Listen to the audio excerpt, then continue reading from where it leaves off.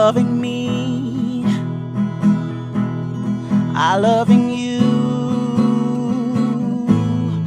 Mothers and fathers, husbands and wives, sisters and brothers, friends for life, won't live in the past. All I wanna do now is making it last.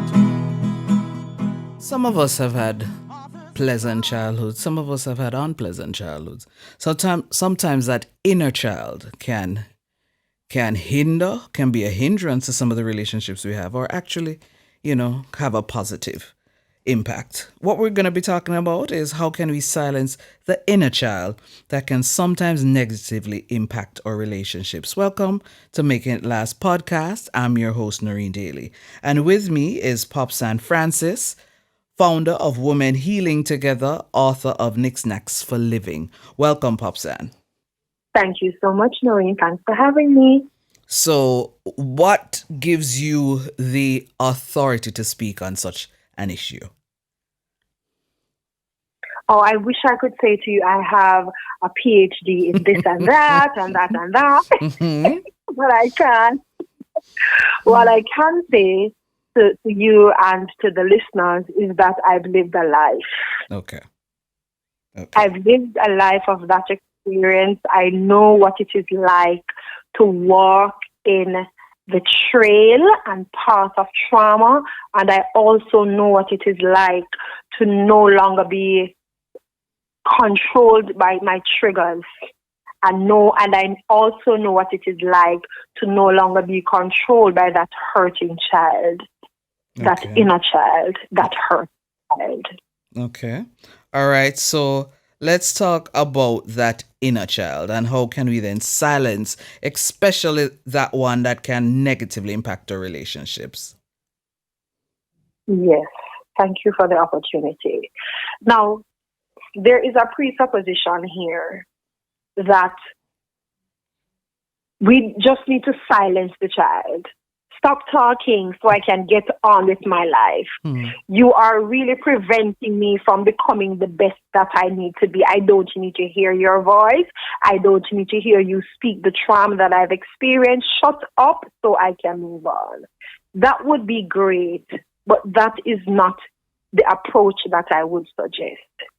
If you think about an actual human being in front of you who wants to speak, who is screaming out of a place of pain and hurt and neglect, our declaration of, or our command, our imperative of shut up, I don't want to hear, will not help the situation.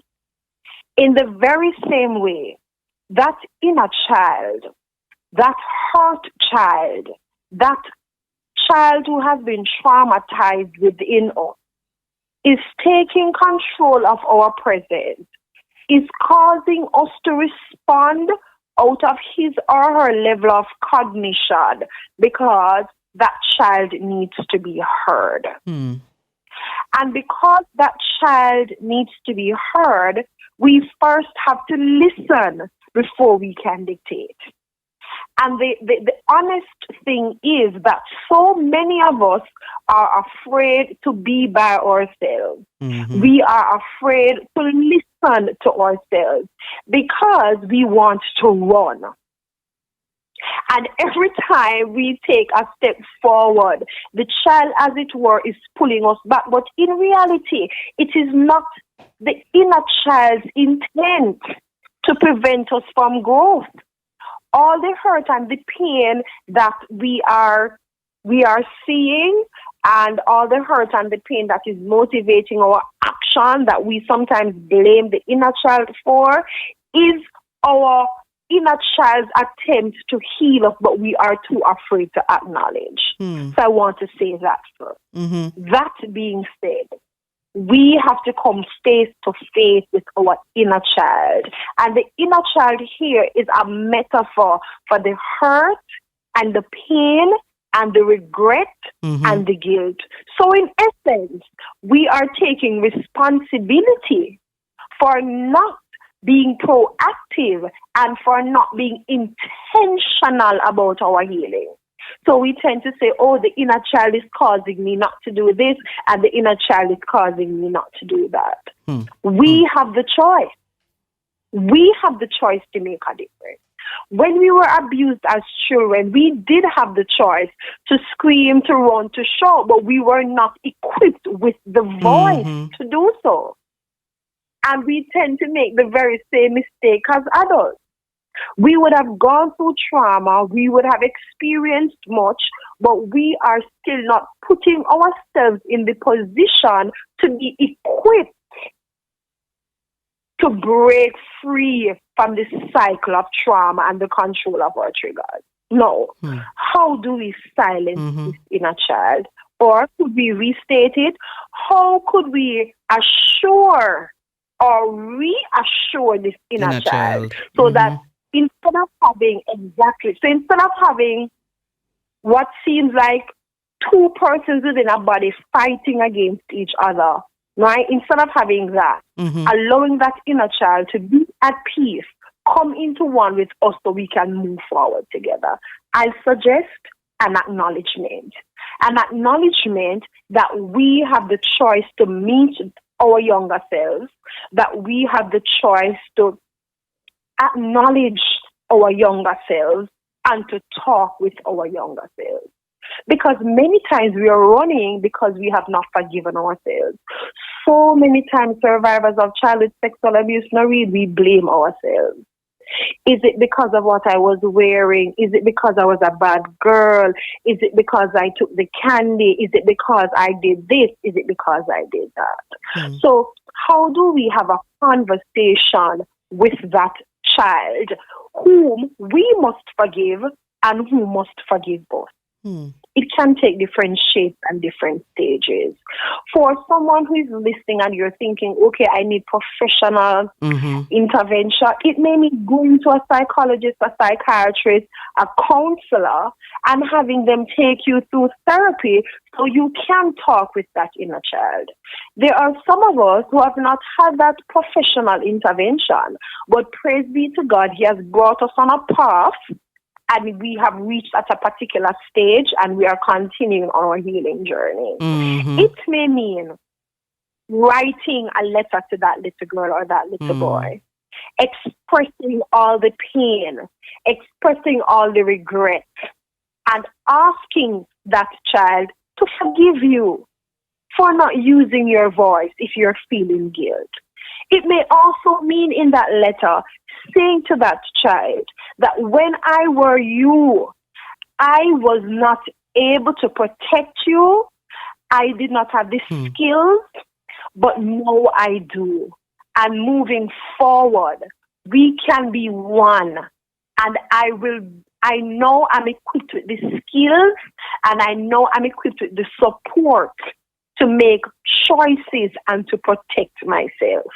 So that's the first thing. Before you acknowledgement and the reconciliation. Yes. Hear what it is though, because some of what you said just now, I said for somebody to even get to the point where they can do this acknowledgement, you have to have a certain, how should I say this? So you have to be comfortable enough with yourself to do that. And sometimes people don't have that heightened sense of self-awareness just yet. Yes. So how do you get to the point to be able to acknowledge, your younger self? All right. There are some of us as survivors going on to survivors who will not be able to do it on our own. Okay. And that is okay. Okay. There are some of us who will need a helping hand. As I said before, whether it be professional help and professional counseling to get you there, whether it means talking to someone whom you can trust because you do not have the self-awareness. Neither do you have the strength because you are scared out of your wits. It is okay to ask for help and it is okay to seek help. I know you've been enjoying the conversation, but we're going to take a little break and get a word from our sponsor.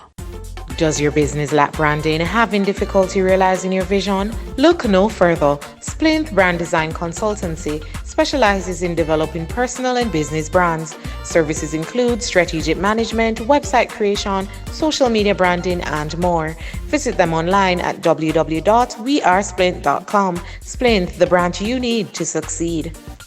I think that's one other things that I think a lot of people struggle with, because they think that if it is that they give the impression that they need help, it means that they're not in control and that they're vulnerable, and not a lot of people are comfortable having people know that they're vulnerable and they actually need help. Yes, Yeah. and that is true, because there is this defense, especially for persons who have been victimized as children, and whatever, even if it did not happen when you were a child, as human beings, our inclination is to protect ourselves from pain. Is to prevent the reoccurrence of pain. But I always think there must be one person of the over 7 billion on this earth whom you can be comfortable with, even to send a text message if you are so shy that you cannot speak to the person face to face, to say, I need your help. At least one. And if you can't find one, this is where spirituality is a saver for so many of us. Because we may not be able to find a human being, but we know that God is there, even to talk as if you're talking in the space and in the air, to know that someone else is out there and he's listening. Yeah. Do you understand? Yeah. You get what I'm saying? Yeah. Yes. Yeah. All right. So you were. So many Go ahead. times I'm sorry. Go ahead. Yes, so many times, because we are so broken and so hurt and so scared, and there's some of us also start to say we relish being a victim. Okay. Yes, there's some of us who are in love with the victim mindset, and I'm in no way trying to minimize the degree of the trauma and the pain, because it really affects every single area of your life. I've lived it. Right? So we convince ourselves that nobody cares, nobody loves me. One, even half a person, if you want me to use an exaggeration, is there.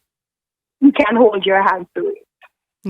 Okay, continue. Because I you were about to say something else, and then I went to the whole idea of acknowledgement of younger self. So continue with the pointers that you were giving. Yes. Okay, one. I have two more pointers that I'd like to share. Okay. And the second one is what I call the inner voice timeout technique. And it starts with identifying the it.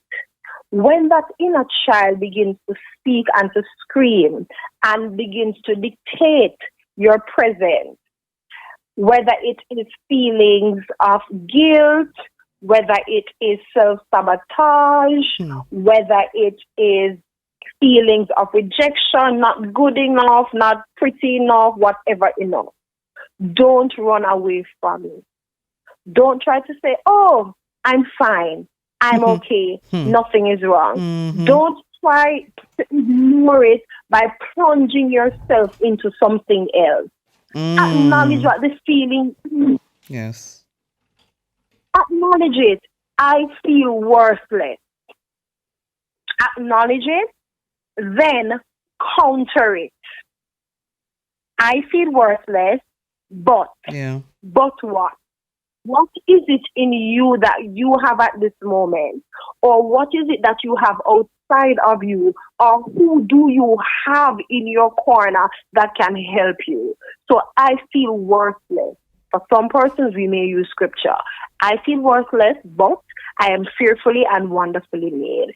I feel as if I have no one, but I have my best friend, or I have my mother or my father. You see, the secret here is not to run, but the secret is to acknowledge and then to counter with the things that you do have. Because so many times we focus on the things we don't have, not realizing that we have support systems and we have qualities and we have survival skills and we have techniques and we have people and we have God who is able to take us through. And then you don't leave it there. So you acknowledge, you Mm-hmm. counter, and then you look for your why. So that. So I feel worthless, or I feel as if I'm alone, but I have at least my mother, at least my dog, my puss, my rat. Mm-hmm. Right? Mm-hmm. So that I can, so I can heal to help others, so that I can be happy again. Because when you put in that so that piece of it, what it does is to help your brain to look to something better. And you are, by that simple technique, you are retraining your brain. Yes. Yes. Move from the negative, having this the whatever technique or support system or resources that you're going to use to help you to achieve that, and what is it that you are going to achieve. So I call it the inner voice timeout technique. You're Mm-hmm. not shutting down the inner child, Mm-hmm. you're acknowledging, you are also moving to your big why. Hmm. Hmm. Hmm. I'm pausing and allowing that to resonate, because one of the things I scribbled down from something you said earlier is how do you do it at the right time? Because for me, people say it all the time, but I actually think Yeah. it is true that there's a thin line between sanity and insanity. So Oh for yes. some people, they're listening to this and saying, if it is that this inner child isn't controlled, this inner child can send me over the edge, Mhm. depending on what the issue is. So how can you, as we would say, nip it in the bud, so to speak? Mhm. Mhm. Um, from my experience, Mm-hmm. learned, as you Okay. said, nip it in the bud. Mm-hmm. When a thought comes, because most times it begins with a thought. Before suicide happens, there are suicidal Yes, thoughts. thoughts. Mm-hmm. Before depression happens, or before depression is experienced, there are depressing feelings. And it reaches to the ultimate, it reaches to the product or the result, because as you said, we don't nip it in the bud. Mm-hmm. Mm-hmm. Not taking grasp, or not taking control of that initial thought, that is where the problem is. Hmm. There are some of us, I must admit, because I've experienced that. When the thought comes, we just drown in it. But what if we are able to take it by the trickle before it reaches the Ah, ocean? yes. Because when it reaches the ocean, that is when it becomes overwhelming. Mm-hmm. Having a feeling of worthlessness may be the trickle. And from there, you can remind yourself of the things that you are good at Mm-hmm. and the things that you are awesome at. But when it reaches the ocean now, that's when it becomes suicidal and you're drowning. Yes. Yes. And the thing is, Noreen, that so many of us, what we tend to say is that I can't control it. Mm-hmm. Mm-hmm. But if you were to look back, when the triple came, you had the skills to intervene, Yes. or you had someone to go to intervene before it reaches the ocean. But we tend to allow our thoughts to run wild until you say that becomes the thin line Mm-hmm. between Between sanity sanity. and insanity. Yes. Yes. How can we silence the inner child that can sometimes negatively impact our relationships? In one or two sentences, Popzan, answer that. Yeah. Allow the inner child to speak. And that means acknowledging the hurt and the pain and the grief. And then take control of the hurt and the pain and the grief by using the skills and the resources and the people you have around you to assure the inner child that he or she can be at rest. Thank you so much, Popzan. Thank you. Thank you. Thank you. This was Making It Last podcast with your host, Noreen Daly. Until next time, where it's all about helping us to have better relationships, not just with ourselves, but with other people. Making it last is all I care to do. You loving me, I loving you. Mothers and fathers, husbands and wives, sisters and brothers, friends for life, won't live in the past. All I wanna do now is making it last.